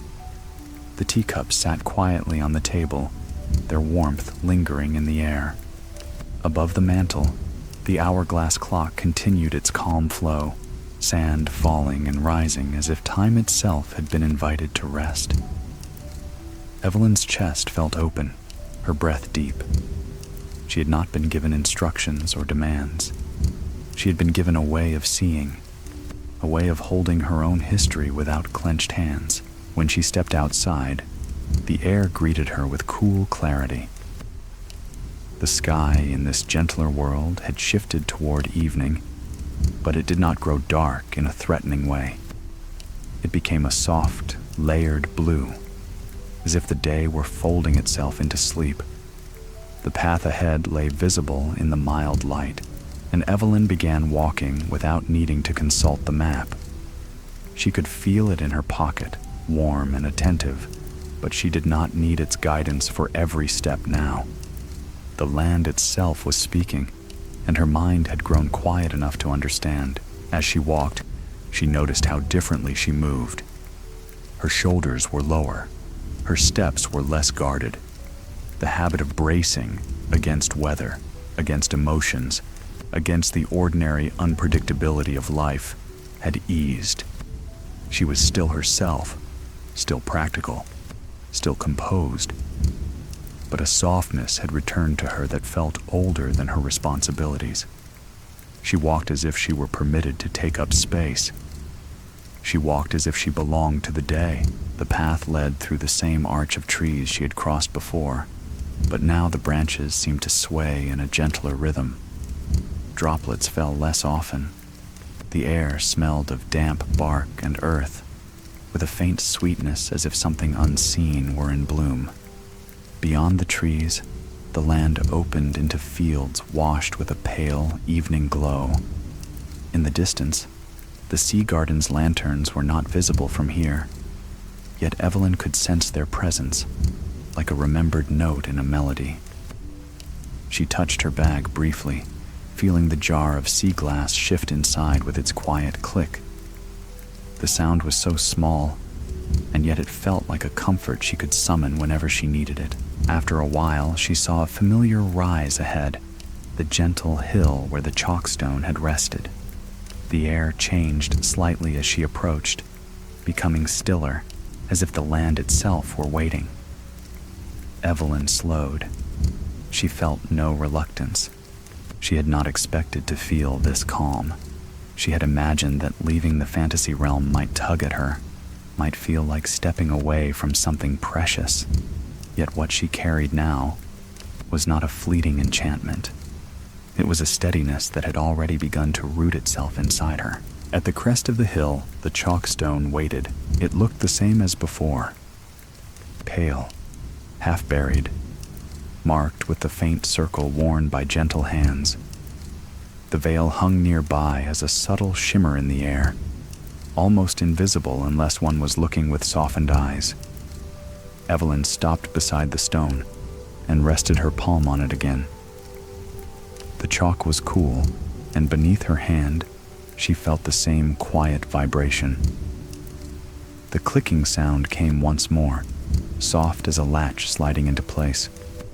The veil seemed to loosen, parting slightly, as if the world beyond were breathing in. Evelyn did not step through immediately. She stood with her hand on the stone and looked out over the gentler hills one last time. The sky held a calm gradient of blue. The wind moved lightly.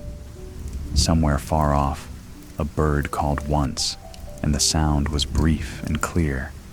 Evelyn felt gratitude rise in her chest, not dramatic, but deep and steady. She had been received here without judgment. She had been guided toward tenderness. She had been reminded that her past did not need to be a source of punishment.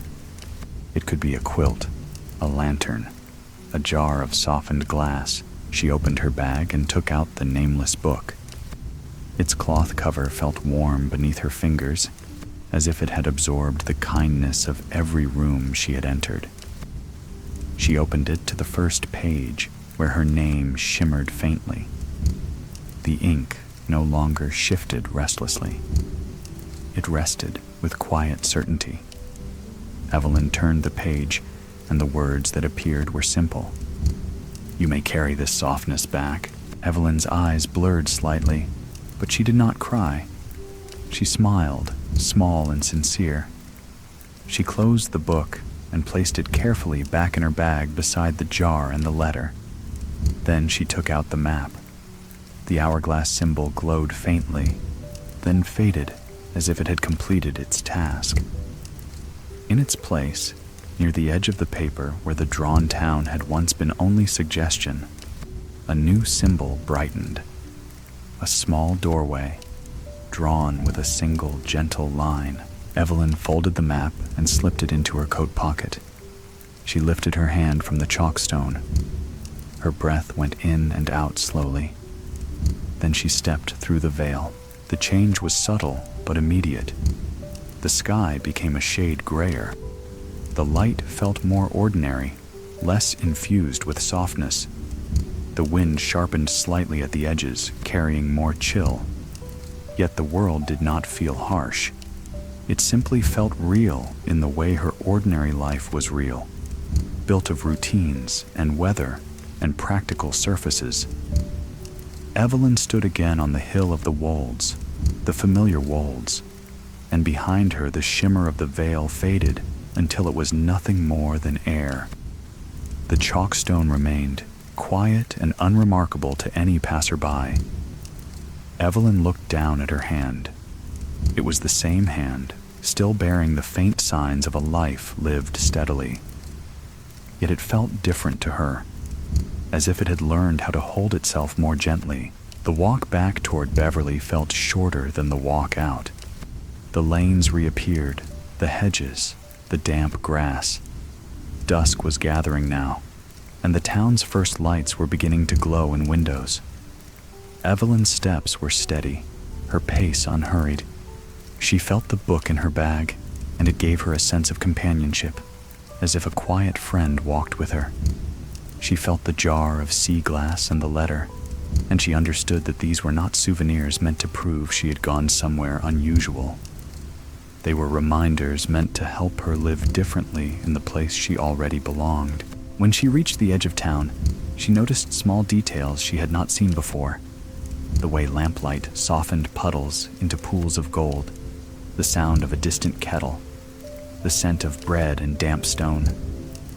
Beverly received her again with quiet practicality, but now she felt something else too, an answering gentleness, as if the town recognized her not as a visitor, but as someone who had learned how to move within its calm. She went first to the bookshop.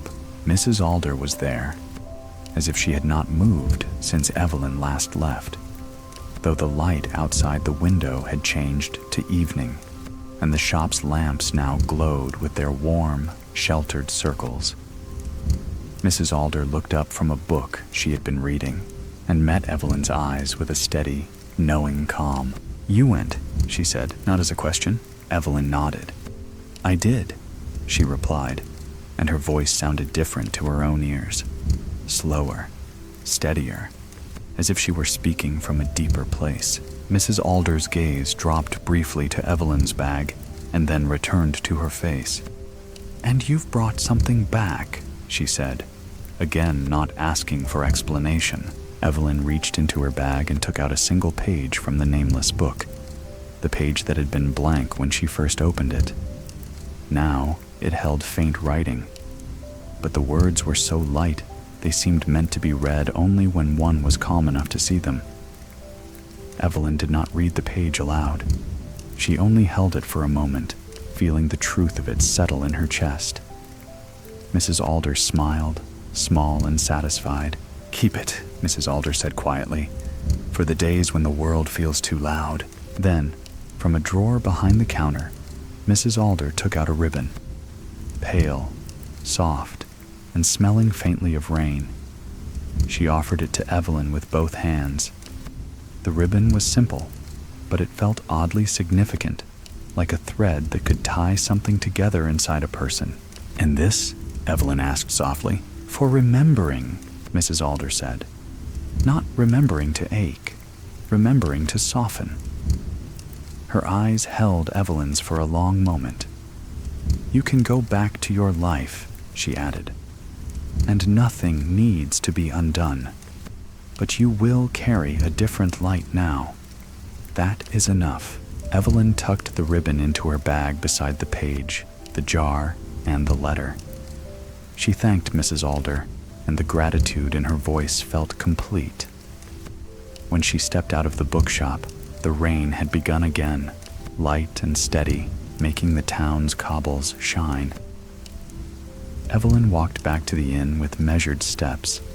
The street lamps cast golden pools on the ground, and the puddles held those pools like small mirrors. In the distance, a church bell sounded the hour, slow and kind. As Evelyn climbed the inn stairs, she felt no fear of returning.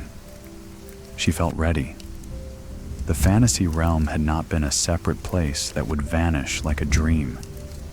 It had been a lens, a gentle adjustment, showing her the softness that was already available if she chose to see it. She reached her room, set her bag down, and stood for a moment by the window, watching rain thread through lamplight. Her heart felt quiet. Her mind felt clean.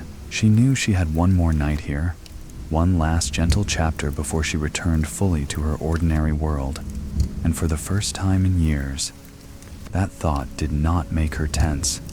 It made her breathe out, slow and steady, as if the day itself were laying a warm hand on her shoulder and reminding her very simply that she was allowed to rest.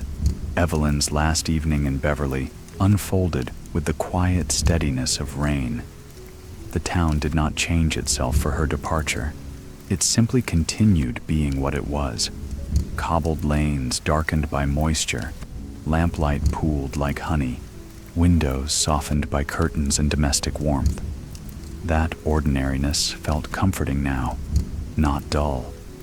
It felt like a kind of faithfulness, as if the town were saying, "You may go, and I will still be here, and you may return in memory whenever you need to." Evelyn walked slowly back from the bookshop, the ribbon and the page tucked securely in her bag.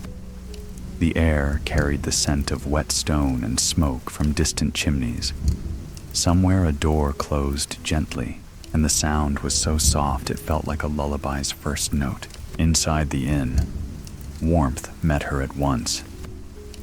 The entryway smelled of polished wood and tea, and the quiet murmur of voices drifted from the dining room like soft fabric. Evelyn paused for a moment with her hand on the banister, feeling the steady presence of the building around her. She had stayed in many places in her life, some bright, some hurried, some merely functional. But this inn had received her with a kind of calm attention that now felt like part of the story she would carry home.